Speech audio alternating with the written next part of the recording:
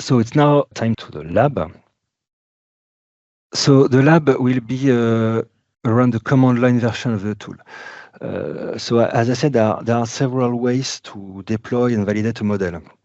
You have a fully online tool, which is called the STAGI Developer Cloud. On this tool, you do not have to bring your own hardware. You just have to bring your model.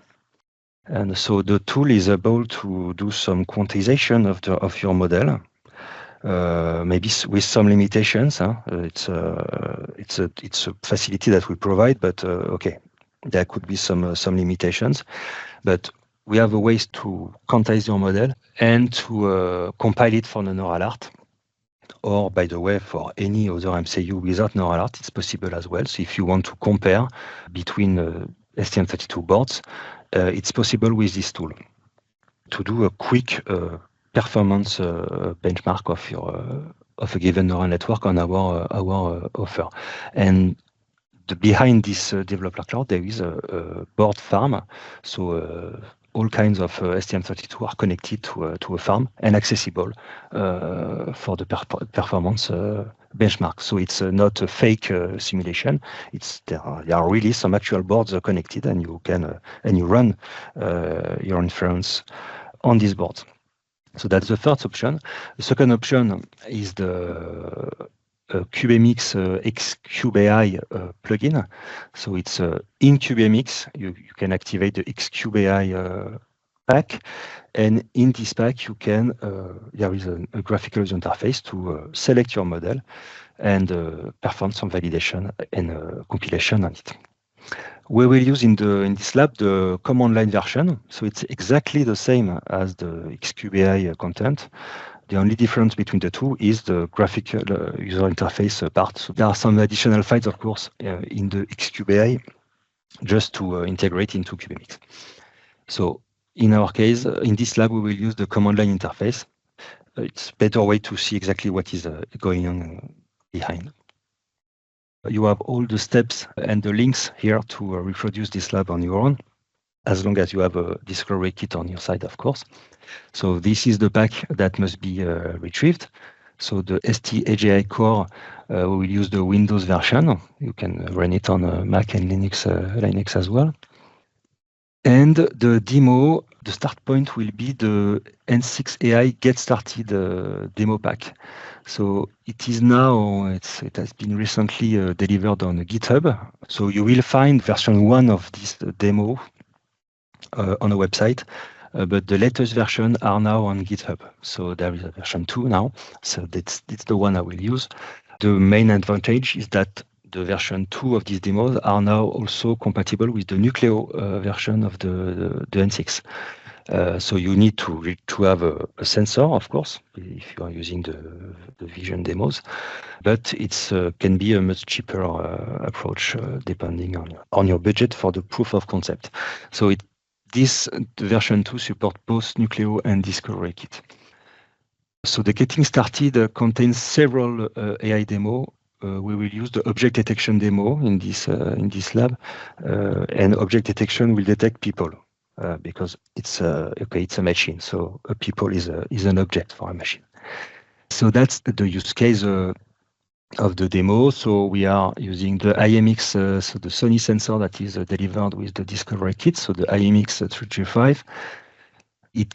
The input gets split into 2 pipes internally. The first pipe is video at 30 frames per second. So you will see on screen the preview of what is captured by the camera, so at a high definition.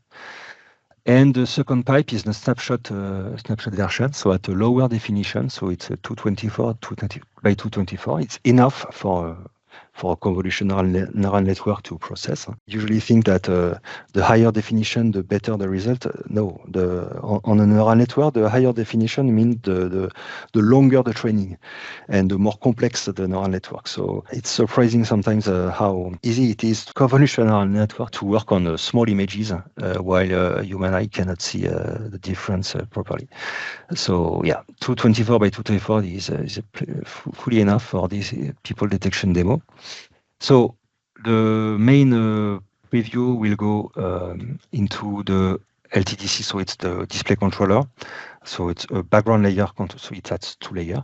It goes to the background layer, and the foreground layer will be for the output of the neural network inference. So the snapshot will go into the NPU RAMs.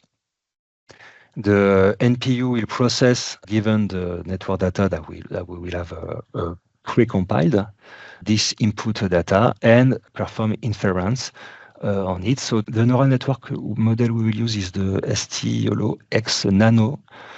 You have the description, of course, in the demo README file. And what is needed after that is that we must post-process the output of the inference. In this case, the output will be, okay, I've detected one object in this area, so there will be a bounding box specifying where the object has been detected and the accuracy of the detection. This will be transformed into a bounding box on screen and some text specifying the accuracy, and will be put on top of the background layer.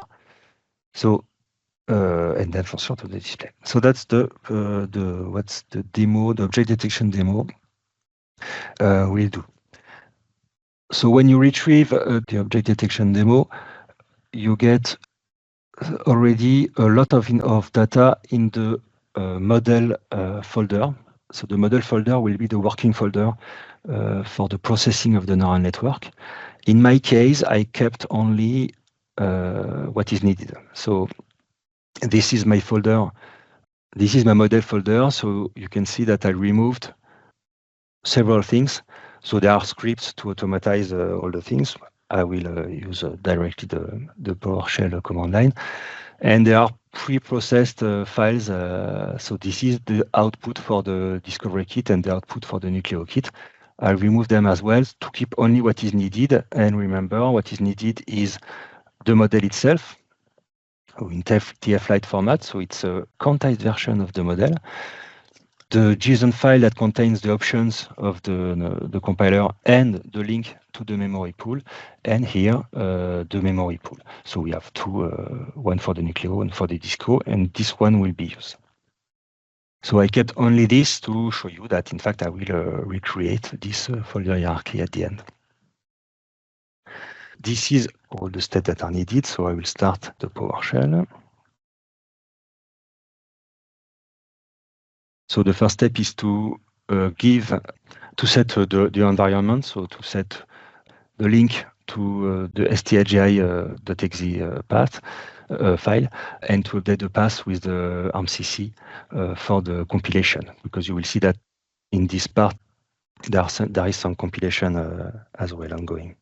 I will do it live. So first I set the path to my stagi environment and the path to the GNU tools.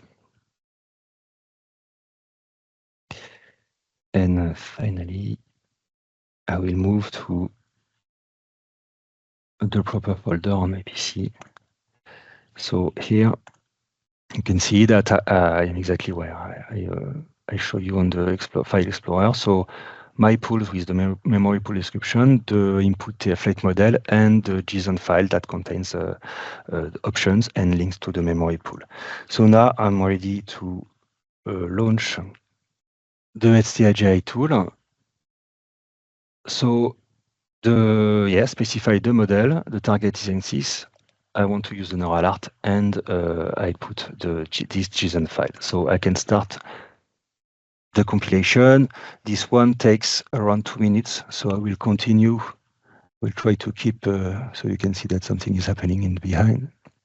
There is a slide as well, an extra slide that shows you how to, if you want to use the command line tool, it shows you how to make these changes permanent, because otherwise each time you launch a PowerShell window, you will have to do these path settings.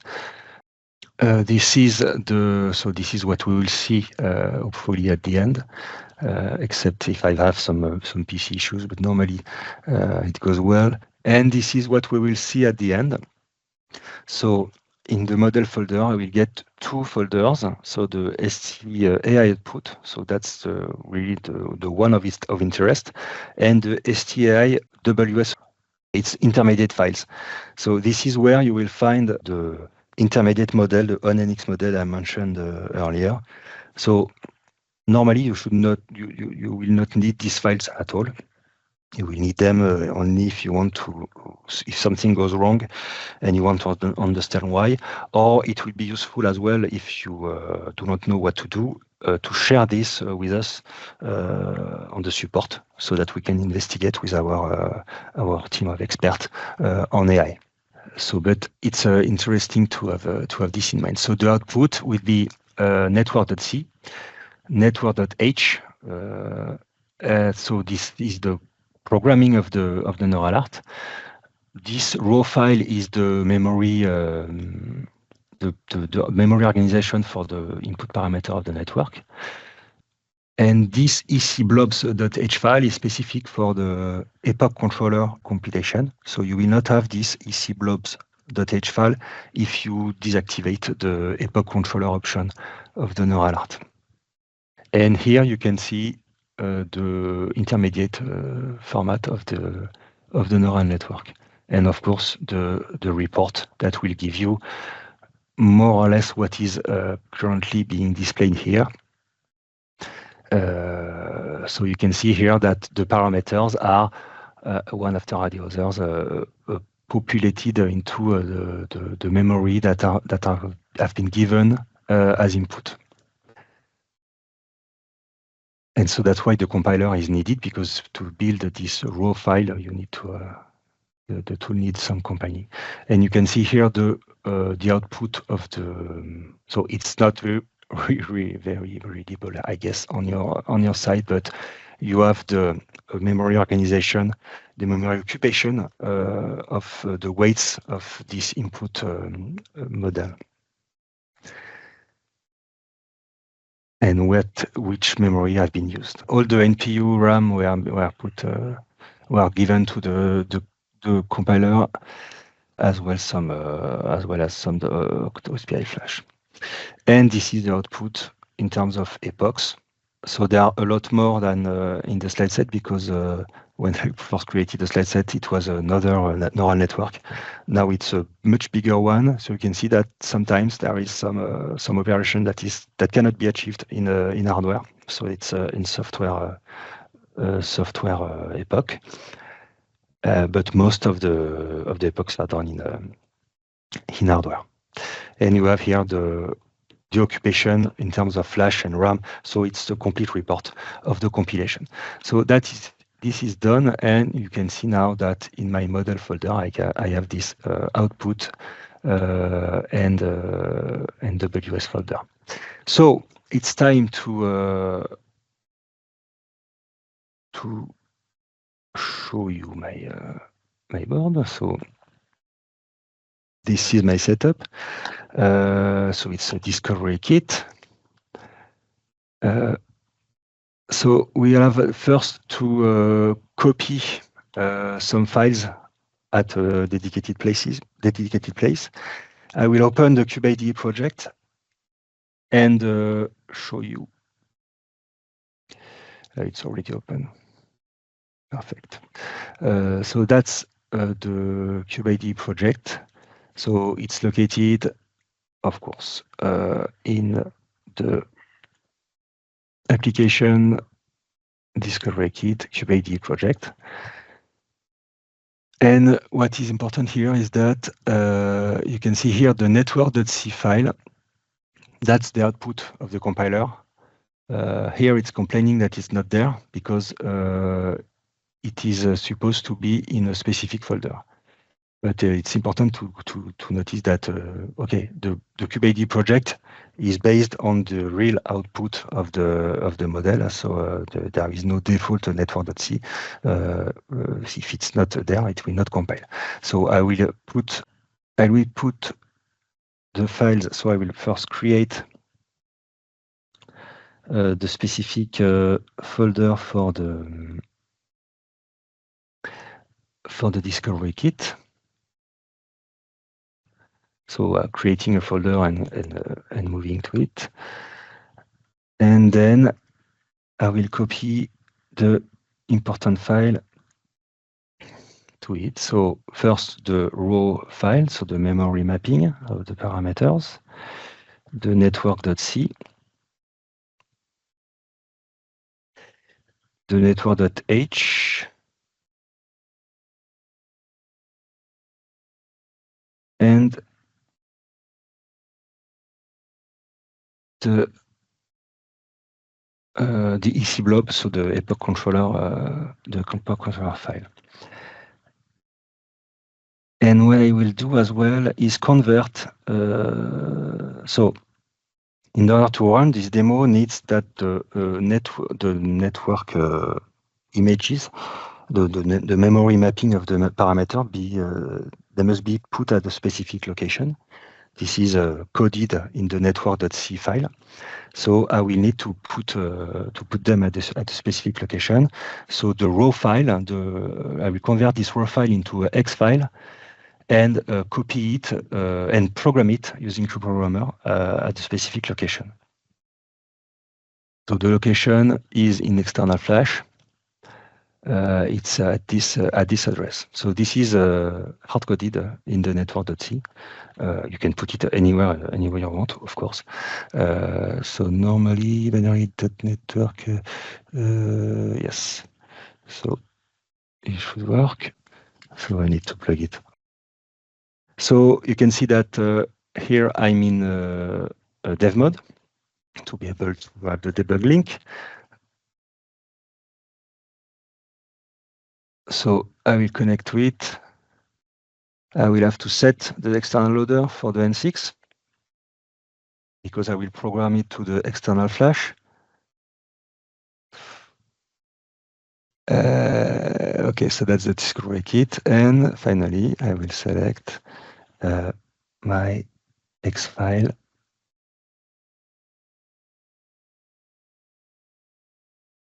It should be inside here. Okay.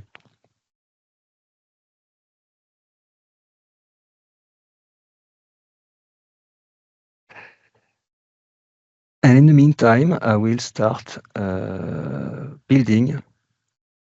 So now this one should not have exclamation point anymore. Okay, it's found. So I will build the demo. So I will go a bit in the source code afterwards, but you can see that there are several files here which are called post-process for several kind of several neural network. We are currently using this one, but you can. We have already some placeholders to support other neural network, and it also these files should be also a reference for you to add your own neural network. The post-process is that it means that a given neural network will not always give you a bounding box and a confidence, an accuracy value, and a number of objects. Depends on what the neural network is doing. So the post-process file is the description of the output of the model and how to retrieve it. So this is specific to each model. So the programming must be, yes, it's done. So I will disconnect. And once the application is built, I will just launch a debug session. So it means that I will, in fact, the application is in FSBL. So we are in dev mode, and I'm just loading the application as an FSBL, directly in FSBL, because it's small enough to fit in an FSBL. So I will not load an application from an external flash, etc. So I will directly use the debugger link to load the FSBL in internal RAM and execute it. So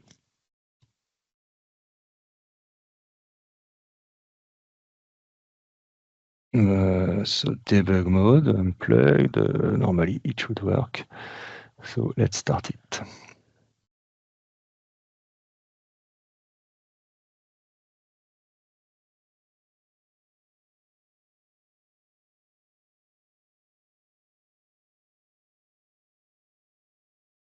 Okay, so the application stops at main, and I will go So here is the preview. So as I said, you have the main preview of nice resolution. You see here written the inference time. So, okay, it seems that an object has been detected by the model. Maybe this model needs a little bit more training so that a lamp is not detected as a person, because the accuracy is quite high, in fact. And so we have a bounding box on top of it. So normally, if I go, here I am. Here I am live, so you can see I am detected as a person at 100%, which is nice. And the inference still goes every, it takes 30 milliseconds each time. So here the preview is at 30 frames per second, and the processing is also at 30 frames per second.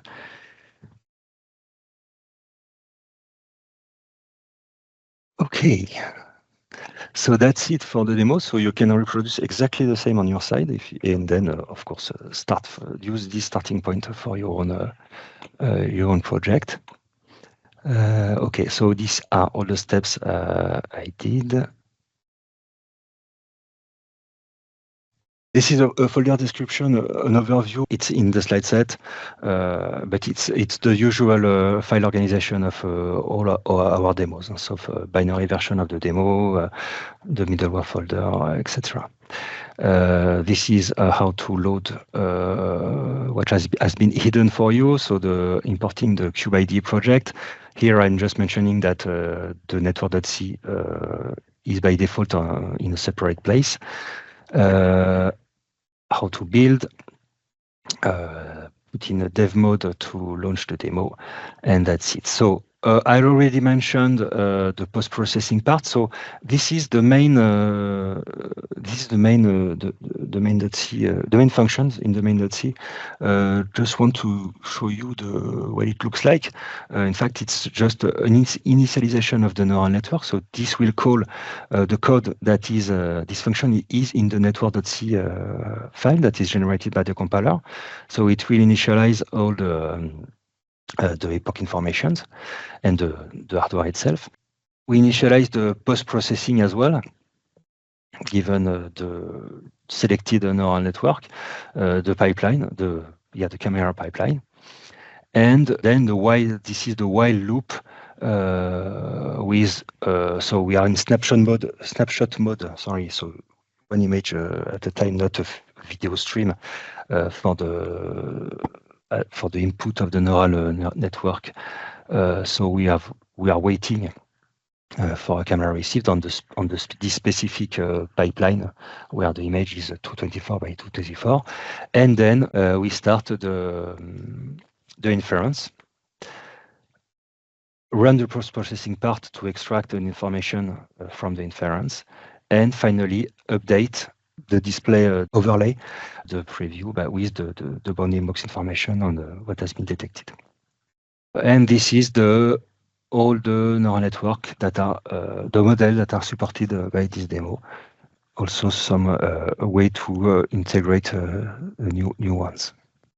So as a references, so this is the version of the tool that we use. So the STAJ core in command line.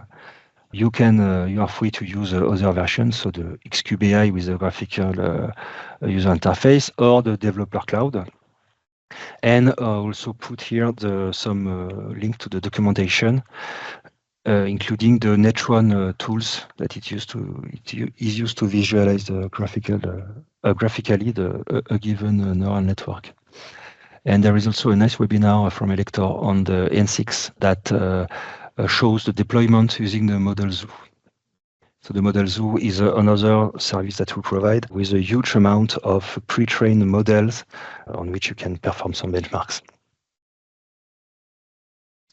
So as a takeaway, so you now have a better, I hope, a better view on the neural art integration into the STM32 N6 architecture. You are aware that neural art cannot process a convolution and neural network as is. It must be quantized and precompiled.